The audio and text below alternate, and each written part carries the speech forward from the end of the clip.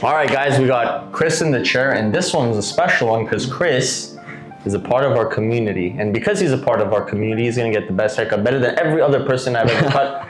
Because of that reason alone. Well, Henry, you just fucked everything up. We're still rolling though. Nope, we're still rolling. Yep. That's it. Keep it going. Chris, you ready for that? I'm ready. Okay. Absolutely, man. So today, what we're going to do, he mentioned a few things. He said he was actually quite, descriptive of what he wanted. And a lot of the things he mentioned, I actually already felt, right? So a lot of the problems he's having right now, he's saying he's having issues in the crown, and that's because it's actually quite short. So he's having a lot of texture. He wants to somewhat grow it out. I do agree. I like the top. I think it's still quite short, and I think we could definitely grow it in. But the main issue is similar to my last haircut is the sides. So we're gonna take the graduation shorter, we're gonna taper this in, we're gonna leave the nape. Maybe we could refine it, but most of the work is really gonna come down to my graduation. A lot of the times what I see happen, guys, is when you guys are cutting this type of hair, you think of layering the hair. You think you go into vertical sections and you make your life way harder than it needs to be. In this case, I promise you, I could probably do this in 30 minutes and give him an incredible haircut just by using an underhand technique, which is our graduation, right?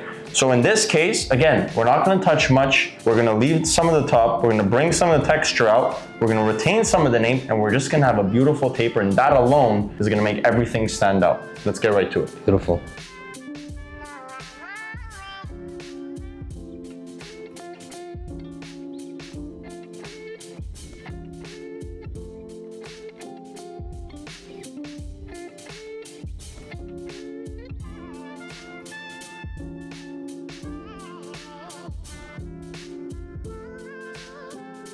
Okay guys, section off the bridle. Again, this one's gonna be an easy one, and the reason why is because Chris's hair is actually quite short on top. The last thing I wanna do is actually clip this away because it doesn't need it, okay? So we're gonna work on one side, and then we'll move on towards the other. Okay, so first step, look at this. As I place the comb, his head actually rounds off quite early, so I'm very much aware of this. Let's take our first section. Okay, section one. Whoa, hold up, pause right there. I know you're into this tutorial and you've probably been taking notes, studying the sectioning, watching the fade placement, but let me ask you something. If you've already watched these tutorials and you've been watching my content and trying to level up, why not just go all in? I've built something for barbers just like you. It's called the Essentials Program. It's a private community packed with weekly coaching calls, advanced tutorials, support from elite barbers, and constant accountability. And get this, it's $80 a month. That's one haircut, two at most. You probably spent more last week on Uber Eats anyways. This is for barbers who are done with staying stuck, who want to improve their fades, their sectioning, their scissor work, their styling, and even how to post content to book clients. And I'm gonna keep it real. If it doesn't blow your mind, you tell me. I'll send you that $80 back. No catch. But if you're serious about becoming the go-to name in your city, then you belong in there. Click the link in the description, join the Essentials Program, and I'll see you on the inside. Now, let's get back to the cut. Come from under. Really tight, guys. Again, the hair needs to be quite tight for the taper. Okay, so I'm getting my fingertips really, really close to the head. There you go, okay. Then we take our section two. Section two, look at this. It's already rounding off. Head already rounds off. Okay, so now you work with over direction right here, boom. Okay, we could actually keep some of this because that's part of the family on top. Guideline. Make our incision. Now we come from under, and now we get really tight again. Okay, this is very important because especially in this area, you're most likely going to use an outliner, and we want to make sure that the outline is just nicely refined, and if it's too long, you can't have it tight to the skin, and we need that, okay? So we have two sections already done. Third section, look at this. Now we incorporate the nape. Look at that. Look at that, okay? So bring it back to previous.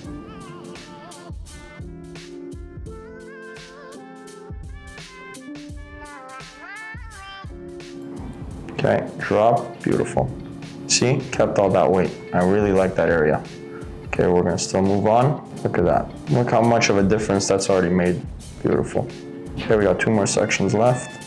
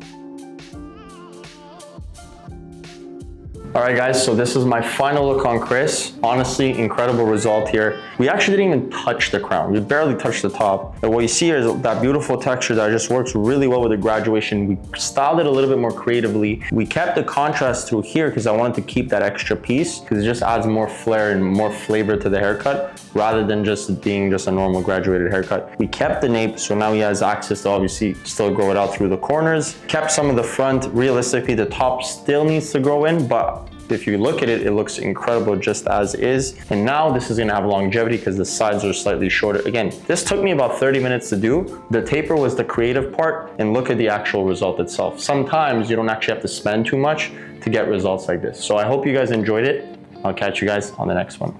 Peace.